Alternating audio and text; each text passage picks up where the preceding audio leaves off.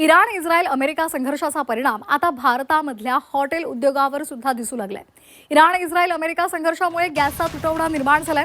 मुंबईतील जवळपास 20% हॉटेल्स बंद आहेत, अशी माहिती आहार संघटनेनं दिली आहे. गॅसचा तुटवडा आणखी काही दिवस कायम राहिला तर परिस्थिती गंभीर होऊ शकते. पुढील 3 दिवस गॅस पुरवठा सुरळीत झाला नाही तर मुंबईतील सुमारे 50% हॉटेल्स बंद करण्याची वेळ येऊ शकते, असा इशारा आहार संघटनेच्या पदाधिकाऱ्यांनी दिलाय.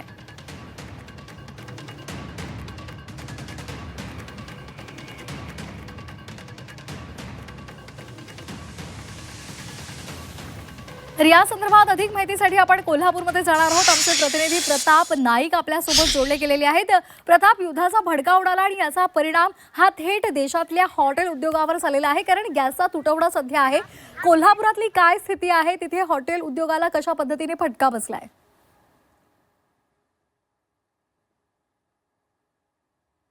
नक्कीच मी आता उभा आहे कोल्हापुरातील राजारामपूर येथील घोटणे गॅस एजन्सीच्या समोर. आपण जर पाहिलं तर किती मोठी लोकांची रांग लागलेली आहे. भूमिका अशीच आहे की युद्धाचा परिणाम होऊन गॅसचे दर मोठ्या प्रमाणात भडकतील आणि त्याचबरोबर गॅसचा तुटवडा होईल ह्या भीतीपोटी हे सर्वजण आपण पाहतो की या ठिकाणी गॅस घेण्यासाठी दाखल झालेले आहेत. बुकिंगचे नियम बदललेले आहेत, त्यामुळे आपण पाहतो की लोकांच्या मनामध्ये एक भीती आहे की सरकार अशा प्रकारचे बुकिंगचे नियम बदलल्यामुळं कदाचित उद्या गॅस मिळू शकत नाही. म्हणून आपण पाहतो की मोठ्या संख्येनं या ठिकाणी लोक आलेले आहेत. काही लोक आहेत, आपण त्यांच्याशी बोलण्याचा प्रयत्न करूयात. मला सांगा की गॅस तुम्ही बुकिंग करायला गेलात त्यावेळेला काय झालं आणि आता तुम्ही लाईनमध्ये उभे आहात? बुकिंग करताना काही प्रॉब्लेम नव्हता. आता ही पाळी बघितली आणि गॅस घरात संपला आणि लोकांच्यात काय झालेलं आहे, एक निर्माण झाले संभ्रम युद्धामुळे.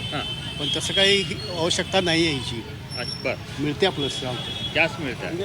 मला सांगा की कधीपासून उभे आहात? गॅस कंपनीनं तुम्हाला काय सांगितलं? गॅस पुरेसा आहे की नाही आहे? तुटवडा जाणवतो? कंपनीनं त्याविषयी अजून तरी माझ्याकडे येऊन बोललेलं नाही आहे, पण जवळजवळ मी 1.5 तास या ठिकाणी आज उभा आहे. आणि 2-3 दिवसापूर्वी मी गॅस बुक केला आहे. काल आलो होतो त्यावेळेस सिलेंडर संपलीत म्हणून सांगितलेलं आहे त्यांनी. आणि आता बघू आता मिळतंय का. आलाय नंबर तरी जवळ आलाय, बघूया काय होते. नंबर जवळ आले. येस. तुम्हाला काय वाटतं की युद्धाचा परिणाम म्हणून हे सगळं होत आहे? कदाचित असू शकेल. खरं म्हणजे आता तर असं वाटतंय की इथं युद्धामुळे तुटवडा आहे. तुटवडा जाणवतो. कारण का आम्ही हा मागच्या सोमवारी बुक केला होता, तर रविवारपर्यंत सिलेंडर येणे अपेक्षित होतं. आता घरात पूर्ण सिलेंडर संपलेले आहेत, जरा सुद्धा अवेलेबल नाही आहे. घरात आम्ही 12 लोकांची फॅमिली आहे, तर आज सिलेंडर घेण्यासाठी स्वतः इथं आलेलो आहे. आपण पाहिलं की कशा प्रकारे लोक जे आहेत त्यांच्या घरामधलं सिलेंडर जो आहे तो संपलेला आहे, त्यामुळे ह्यांना या ठिकाणी यावं लागलेलं आहे. खरं तर आपण बघतो की बुकिंग केल्यानंतर अवघ्या 24 तासात खरं तर गॅसचं बुकिंग झाल्यानंतर गॅस घरी पोहोचतो, पण आता ते मात्र होताना दिसत नाही. त्यामुळे लोकांच्या मध्ये पॅनिक सिच्युएशन आहे. दुसरीकडे जी माहिती मिळाली त्याच्यानुसार जर आपण त्यांच्याशी बोलण्याचा प्रयत्न केला कंपनीच्या लोकांशी, तर त्यांनी सांगितलं की गॅसचा मुबलक पुरवठा आहे, पण लोकांमध्ये कुठंतरी पॅनिक सिच्युएशन आहे. मुद्दा असा आहे की जर पॅनिक सिच्युएशन लोकांमध्ये आहे तर मग लोक गॅस बुक ऑनलाईन केल्यानंतर हा गॅस लवकर काय येत नाही, अशा प्रकारचा सवाल या सर्व लोकांचा आहे. अगदी. त्यामुळे आता नागरिकांना धास्ती लागून राहिलेली आहे. धन्यवाद तिथल्या परिस्थितीची माहिती आमच्यापर्यंत पोहोचवल्याबद्दल. तर साधारण ठाण्यामध्ये सुद्धा आपल्याला तशीच स्थिती पाहायला मिळते. ठाण्यामध्ये सुद्धा गॅसचा तुटवडा जाणवतो आणि त्यामुळे जनजीवनावर परिणाम झालेला आहे. नागरिकांना सुद्धा धास्ती लागून राहिलेली आहे आणि हॉटेल उद्योगांना सुद्धा याचा फटका बसलाय. तिथला आढावा घेतला आमचे प्रतिनिधी शुभम कोळी यांनी. पाहूयात. त्याचा फटका जो आहे आता ठाणे महानगरपालिका हद्दीमधील कळव्यामध्ये गॅसच्या तुटवड्यामुळे जो आहे तो निर्माण झालेला आहे. या ठिकाणी आपण पाहिलं तर गॅस एजन्सी आहे आणि या ठिकाणाहून दररोज कळव्यामध्ये जे आहे ते 45,000 ठिकाणी जे आहेत ते गॅस पुरवठा जो आहे तो पुरवला जातो. दिवसभरामध्ये आपण पाहिलं तर 3 ते 4 हजार रिक्वायरमेंट या संपूर्ण शहरामध्ये असते, परंतु आता या ठिकाणी गॅसचा तुटवडा जो आहे तो अगदी कमी प्रमाणामध्ये जो आहे तो भासू लागलेला आहे. त्याचमुळे याचा मोठा फटका जो आहे तो ठाणे महानगरपालिका हद्दीमधील कळवा या परिसरामध्ये जो आहे तो नागरिकांना जाणवताना दिसून येत आहे.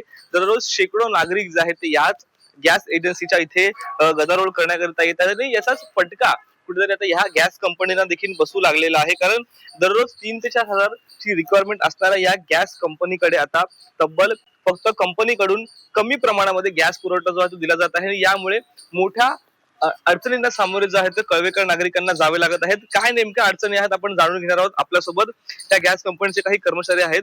सर, किती नेमका तुटवडा पडतो ह्या ठिकाणी? किती रिक्वायरमेंट असते दिवसाला आणि किती पुरवठा केला जातोय? साधारण आमच्या इथे 900च्या आसपास सिलेंडर आम्हाला मिळत आहेत कंपनीकडून. कंपनी देत आहे, परंतु लोकांना माहिती झाली आखाती युद्ध झाल्यामुळे बुकिंग वाढत चाललेली आहे. साधारण 1400-1500च्या आसपास बुकिंग होत आहे. तर ही वरची जी माणसं आहेत त्यांचा मग आम्हाला आरडाओरडा होतोय, फोन येत राहतात. हा प्रॉब्लेम चालू आहे. त्याच्यात आता सण चालू झालेले आहेत, रमजान चालू आहे, होळीच्या निमित्त पण खूप बुकिंग झालेली आहे.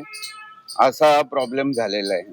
कंपनी भरपूर प्रयत्न करत आहे, कंपनीतर्फे आम्हाला सहकार्य मिळत आहे, पण अचानक हे उद्भवलेला प्रॉब्लेम असल्यामुळे हा मोठा प्रॉब्लेम होत आहे.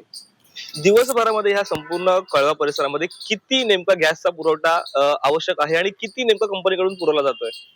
साधारण आम्हाला 1200च्या आसपास सिलेंडर सध्या बुकिंगच्या आधारावर लागणार आहेत. कंपनी 900च्या आसपास आम्हाला सिलेंडरचा पुरवठा करत आहे. काय नेमकं किती अडचण येतात, नागरिकांना किती अडचण येतात, काय नेमकं इथे येऊन ते त्यांचा रोष व्यक्त करतात? आता देखील मोठी गर्दी त्या ठिकाणी जमली आहे. काय नेमकं त्यांचं म्हणणं आहे? नाही, ग्राहकांच्या तक्रारी आहेत की आम्हाला ताबडतोब सिलेंडर द्यावे, पण सगळ्यांनाच एकदम मिळू शकणार नाही. थोडा अवधीने 2 दिवस, 3 दिवस, 1 दिवस या दरम्यान आम्ही मॅक्झिमम प्रयत्न चालू आहेत आमचे. ज्यांचे बुकिंग लवकर आहे त्यांना अगोदर आम्ही देतोय, दुसऱ्या दिवशी असेल त्यांना दुसऱ्या दिवशी देतोय. प्रयत्न चालू आहेत. लोकांनी पण थोडी शांतता राखून गव्हर्नमेंटला सहकार्य करायचं आहे, कंपन्यांना सहकार्य करायचं आहे, आम्हाला पण सहकार्य करायचं आहे. गॅस मिळेल, पण घाई करू नका, पॅनिक होऊ नका. हा प्रॉब्लेम काही कालावधीपुरता आहे. सरकार आपल्या प्रयत्नात आहे, त्याच्यामुळे काय काय एकंदरीत वाटतं? 300 ते 400 नागरिकांना गॅस जो आहे तो मिळत नाहीये. 1200 ते 1400ची रिक्वायरमेंट आहे, परंतु 900 गॅस पुरवठा ह्या ठिकाणी केला जातोय. उर्वरित नागरिकांना येणाऱ्या काळामध्ये काय अडचणींना सामोरं जावं लागू शकतं? नाही, सर्वसाधारण काय झालंय, महाराष्ट्रात असा सगळ्यांचेच कडून बुकिंग वाढल्यामुळे हा प्रॉब्लेम झाला. अन्यथा रेग्युलर बुकिंग येत होती आणि रेग्युलर पुरवठा होत होता. तर आता थोडस लोकांनी पण आम्हाला सहकार्य करायचं आहे. तुम्हाला सिलेंडर मिळणार आहेत, घाई करू नका, सिलेंडर मिळत जातील. बुकिंगला थोडासा अवधी होईल, पण तुम्हाला सिलेंडर मिळत जाईल. आम्ही पुरवठा वेळेवर करत जाऊ. सर, तुम्ही काय सांगाल, काय अडचण येतात? पहिल्या अडचण ह्या आहे की पहिला सिलेंडर 15 दिवसांनी बुक होत होता. आता त्यांनी गव्हर्नमेंट वाढले टाइम 25 दिवस वाढवले, केलाय. 25 दिवस केलाय. त्यामुळे थोडीशी प्रॉब्लेम झाली आहे. बुकिंग ज्यांच्याकडे सिलेंडर एक समजा की जर महिन्याला 2 सिलेंडर जातो, आता एक बुकिंग होणार कसं होणार, मग सिलेंडर जाणार कसं, हा प्रॉब्लेम मोठा आहे. निश्चितच पाहिलं तर आता उर्वरित 300 ते 400 नागरिक आहे, यांना दररोज अनेक अडचणींना जे आहे ते सामोरे जावं लागत आहे.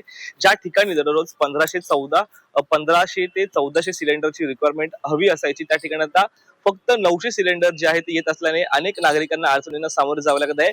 आज देखील आपण पाहिलं तर ह्या गोडाऊनमध्ये जे आहे ते अगदी कमी प्रमाणामध्ये सिलेंडर जे आहेत ते आलेले आहेत. इतर दिवसांच्या तुलनेमध्ये आज जरी हे सिलेंडर आपल्याला अधिक दिसत असले तरी मात्र दररोजच्या तुलनेमध्ये हे सिलेंडर फक्त 600 या ठिकाणी आलेले आहेत. त्याचमुळे कळवा शहरामध्ये असेल किंवा ठाणे शहरामध्ये असेल, येणाऱ्या काळामध्ये आता गॅस सिलेंडरचा प्रश्न जो आहे तो ऐरणीवरती आहे ना. अशा अनेक नागरिकांना अनेक अडचणींना सामोरे जावे लागण्याची शक्यता जी आहे ती नाकारता येत नाही. शुभम कोळी, झी मीडिया, ठाणे.